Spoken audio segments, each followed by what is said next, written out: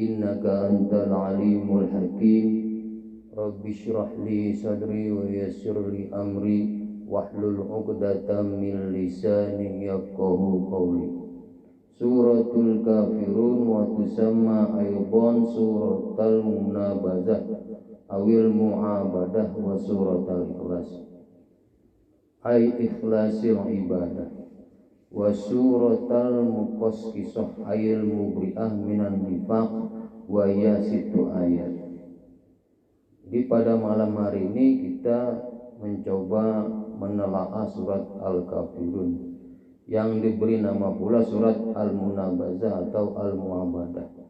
Disebut juga surat Al-Ikhlas sebagaimana surat Qul-Hu itu juga disebut surat Al-Ikhlas. Disebut juga surat Al-Muqassisah artinya ayil mubri'ah minan nifaqi.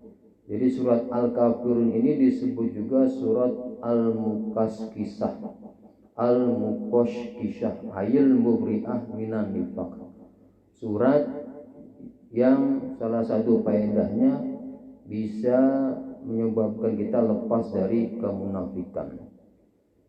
Jadi sabda Rasulullah SAW, ya, kalau kita baca surat Al-Kafirun diantaranya adalah menyamai rubu Al-Quran. Ya, seperempat Al-Quran sama saja kita membaca seperempat Al-Quran. Nah, kalau surat Qul huwallahu ahad itu menyamai sulusal Quran, sepertiga daripada Al-Quran. Ya. Nah, ini menurut jumhur ulama, kebanyakan ulama mengatakan Al-Ikhlas ini adalah Makkiyah, ya, jadi diturunkan sebelum Nabi hijrah. Walaupun ada sebagian kecil pendapat yang mengatakan bahwa surat Al-Kafirun ini adalah Al-Madaniyah. Nah, konon surat Al-Kafirun ini juga termasuk salah satu surat yang dibenci oleh iblis.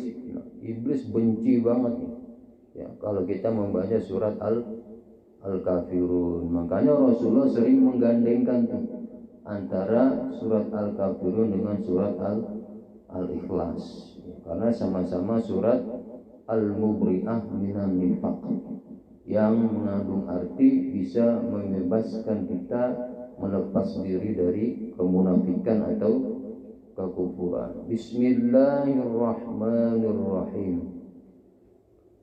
Qul ya asyrafar rusuli ya ayyuhal kafiruna.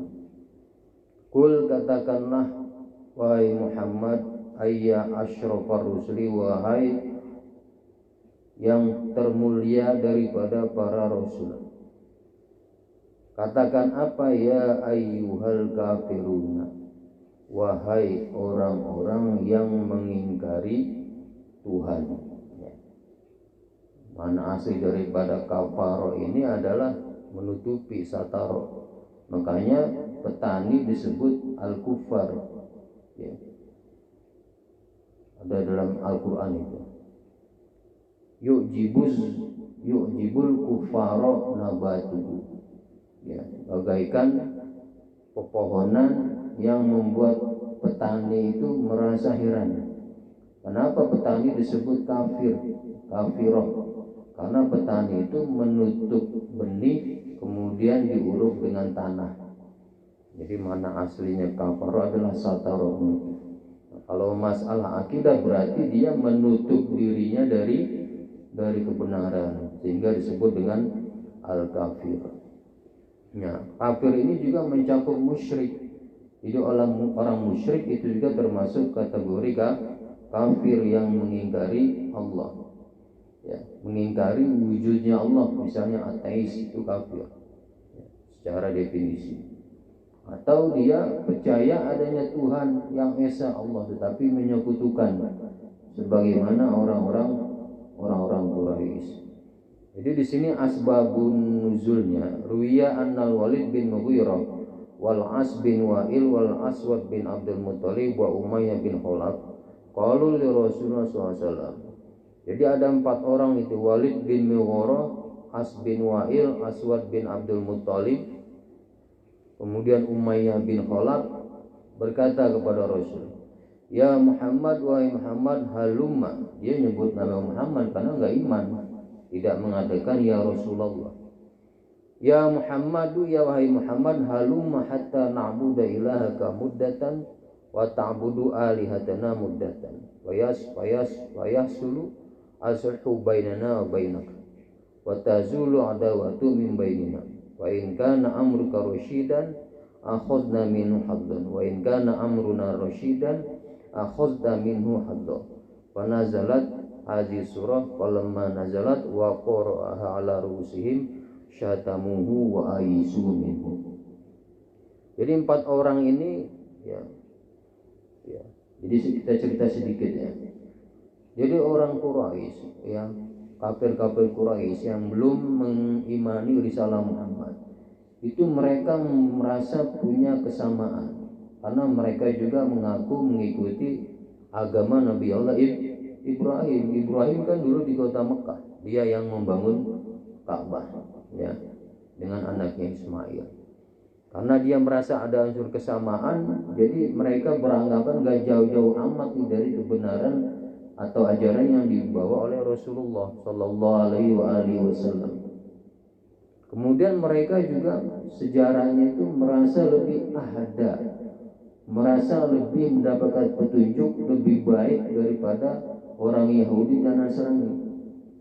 Karena apa? Mereka mengatakan orang Yahudi itu menyekutukan Allah dengan menganggap Uzair itu anak Allah.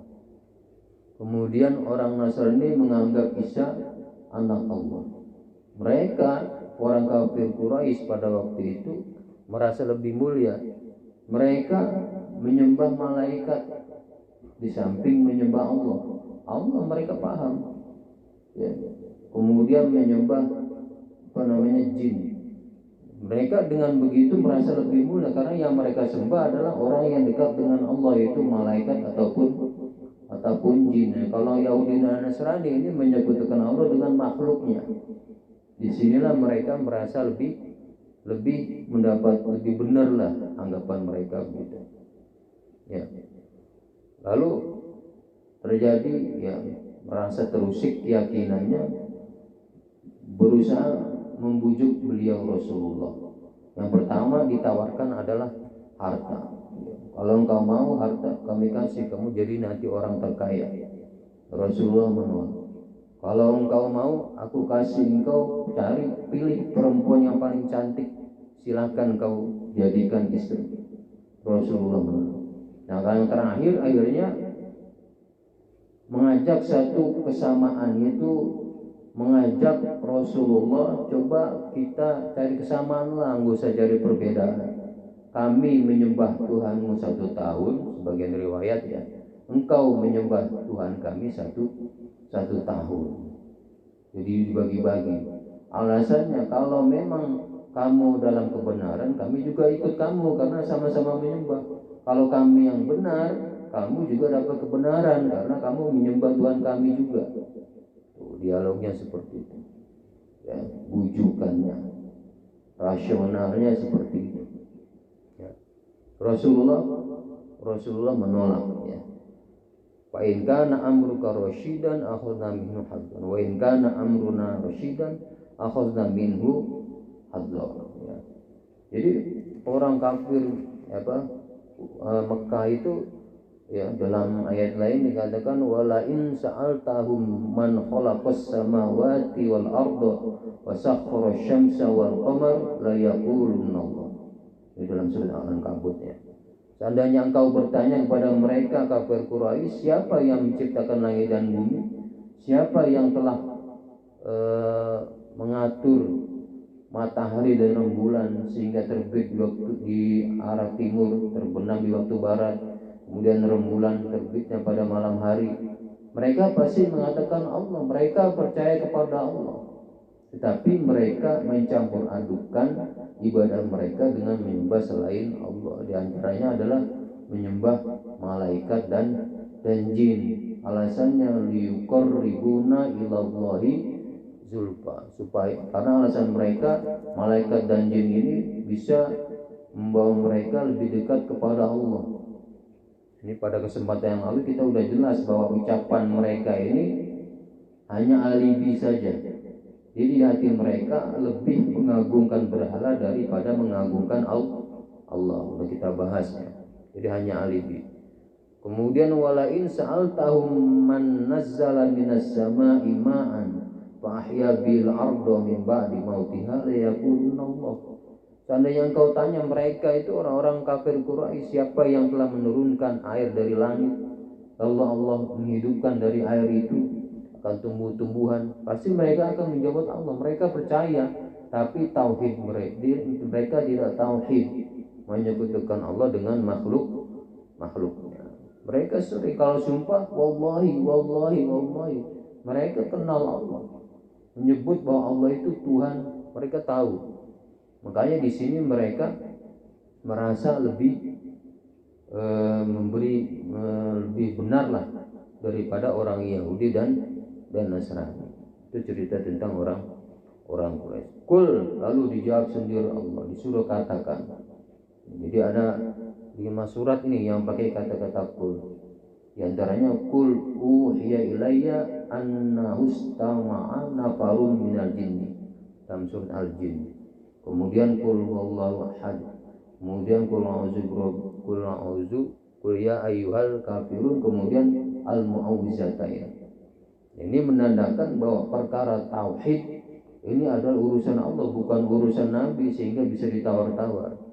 Ya, jawaban Allah di sini jelas. Kul, katakanlah wahai Muhammad, lil kafirin, kepada orang-orang kafir, ya ayyuhal kafirun, wahai orang-orang yang mengingkari Allah, ya, yang tidak percaya kebenaran akan Allah, atau yang menyekutukan Allah karena mereka mengaku menyembah Allah juga, tapi dicampur adukan dengan menyembah malaikat dan jin.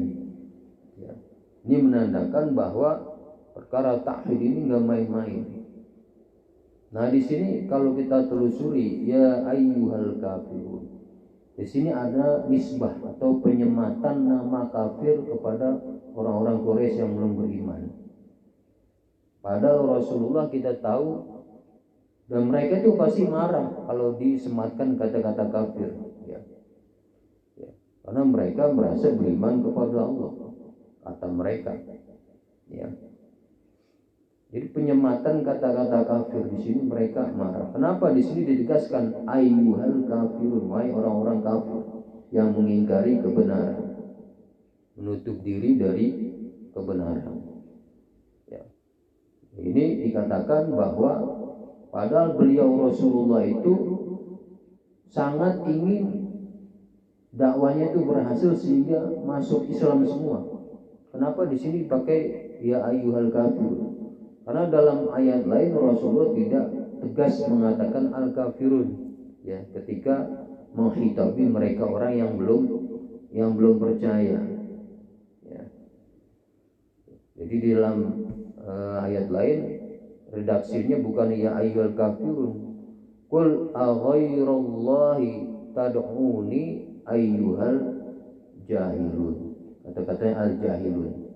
Jadi Rasulullah tentu saja di hatinya ingin semua orang percaya risalahnya, tapi di sini Allah tegaskan bahwa mereka itu yang tadinya ngajak dialog perdamaian dicap kafir oleh Allah.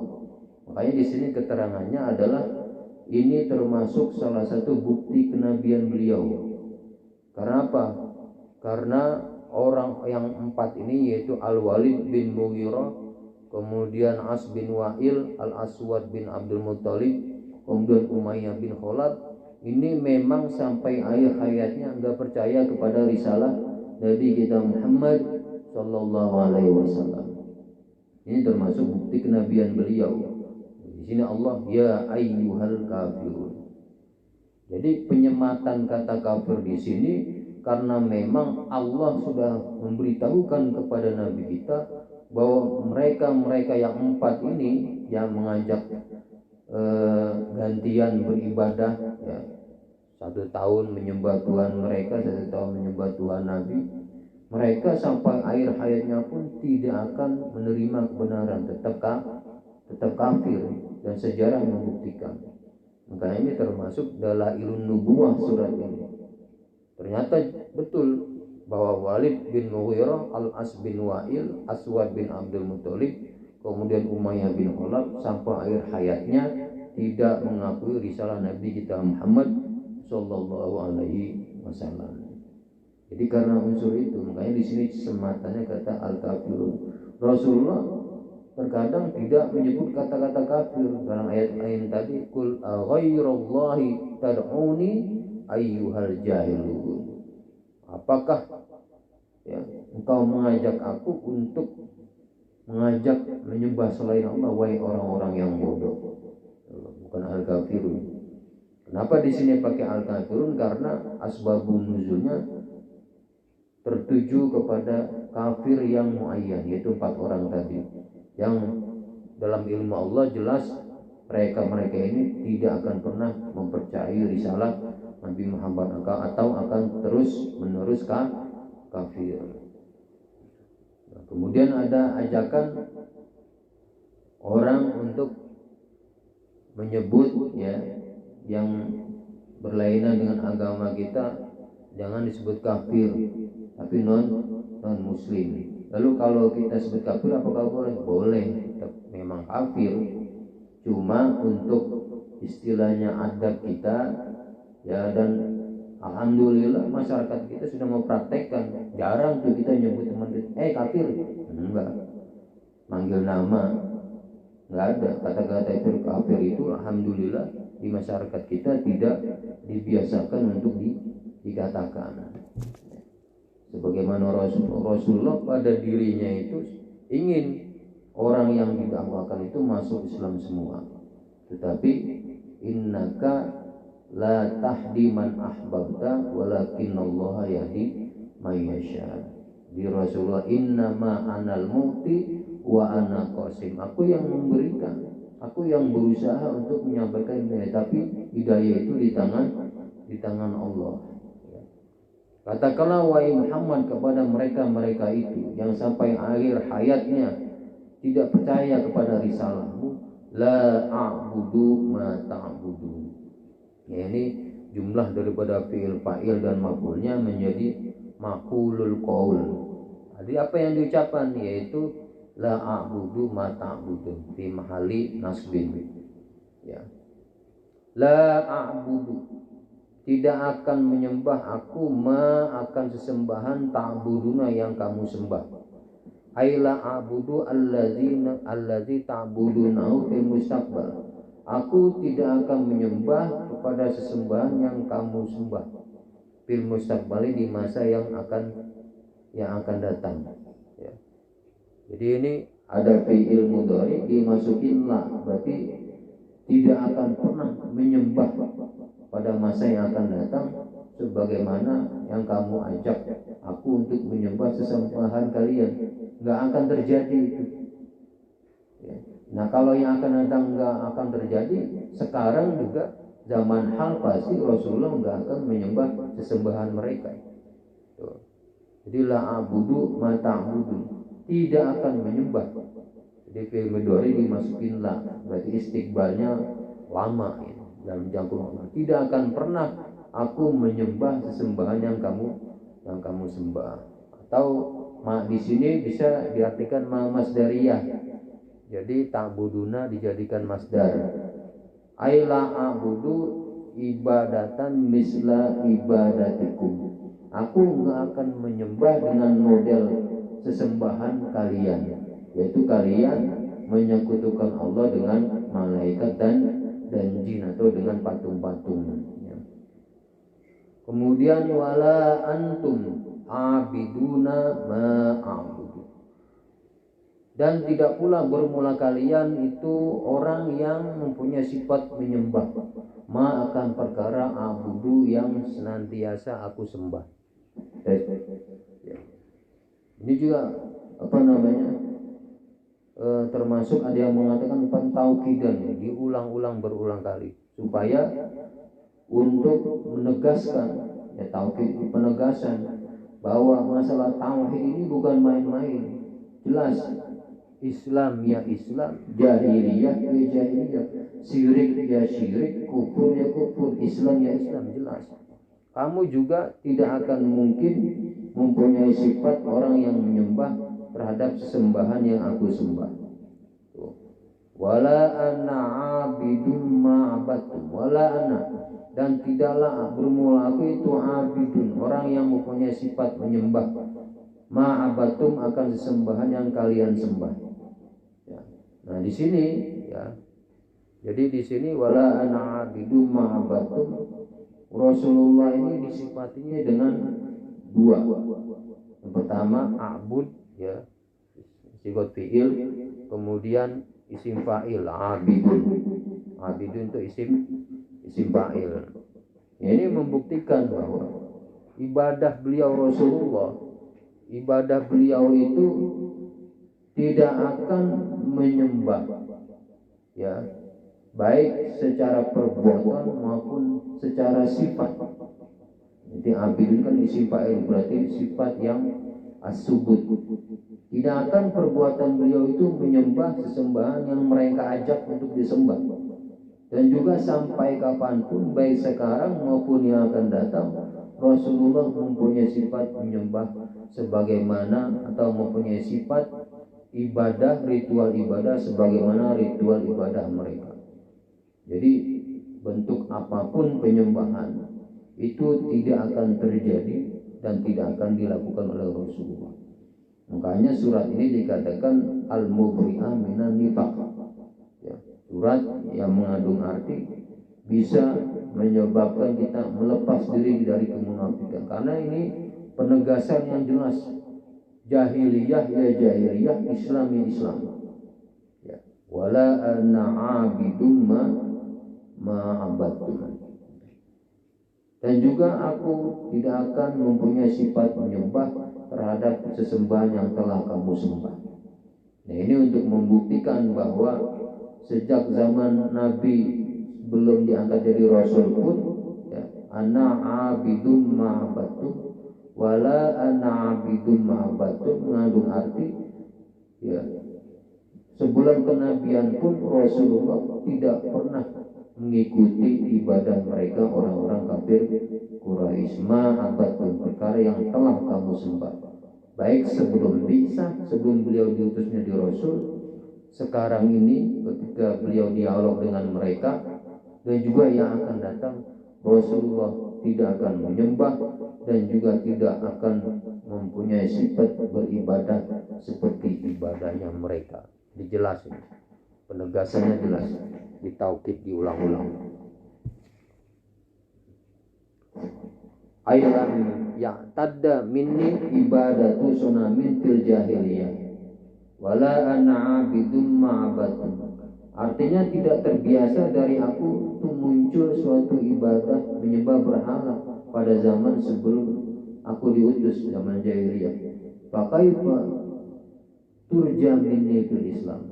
Pada zaman jahiliyah aja aku nggak pernah menyembah sebagaimana menyembah kalian, apalagi setelah aku diutus menjadi nabi, disuruh untuk menyekutukan Allah atau mencampur adukan sesembahan. 1 tahun menyembah berhala, 1 tahun menyembah Allah sebagaimana ajakan mereka. Jadi ini penegasan dari Allah bahwa perkara tauhid Islam itu bukan main-main. Jelas bedanya antara tauhid, antara jahiliyah dengan keislaman, dengan kekufuran dan kesyirikan. Jangan dicampur adukan. Ini menandakan bahwa masalah keimanan itu sekali lagi adalah nomor 1. Ya, sudah saya jelaskan, ya, tentang argumentasi untuk menolak bahwa semua agama itu adalah sama. Yang penting melakukan kebaikan sesama manusia, pasti selamat nanti ke akhirat. Ini nggak bisa begitu. Islam ya Islam. Jadi orang Yahudi, ya saya ulangi lagi di sini, orang Yahudi sampai ketika menerima Taurat dan percaya kepada Nabi Musa, mereka ala huda, berarti atas petunjuk. Kemudian Nabi Isa turun, maka mereka harus mengaku kenabian Nabi Isa, karena perintahnya seperti itu. Nah setelah Nabi Isa turun, lalu turun agama baru, penyempurna, Nabi terakhir, maka sama, mereka harus menerima nabi terakhir.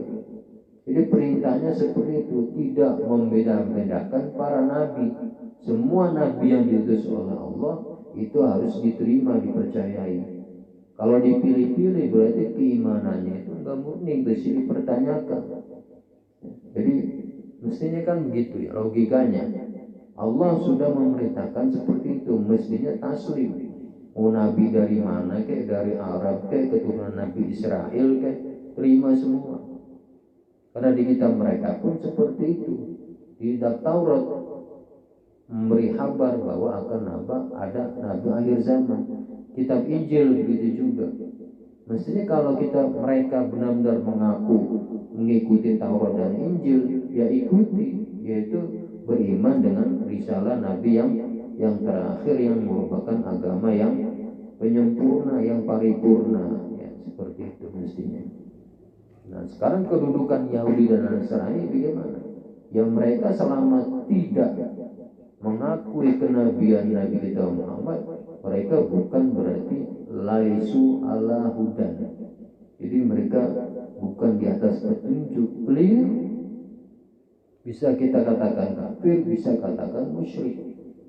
Dan nasnya sudah jelas. Wairil maghdubi alaihim. Ya, itu adalah orang Yahudi. Waladhdallin, dan orang-orang yang sesat. Ya. Qad kafarul ladzina qalu innallaha salisu salasa. Sungguh telah kafir atau telah menutup dirinya dari kebenaran orang-orang yang mengatakan bahwa Isa adalah Tuhan yang ketiga dari tiga Tuhan atau Trinitas. Ini sore sekali. Ya. Kemudian dalam ayat lain Allah mengatakan, wa iz qala Allahu ya Isa a anta qulta lin-nasi ittakhizuni wa ummi ilahaini min dunillah. Ingatlah, katakan kepada mereka wahai Muhammad ketika Allah mengatakan pada Nabi Isa nanti, wahai Isa, apakah engkau pernah mengatakan kepada orang-orang ittakhizuni wa ummi ilahaini min dunillah, wahai kaum, jadikanlah aku dan ibuku sesembahan selain Allah. Apa jawab Nabi Isa? Qala subhanak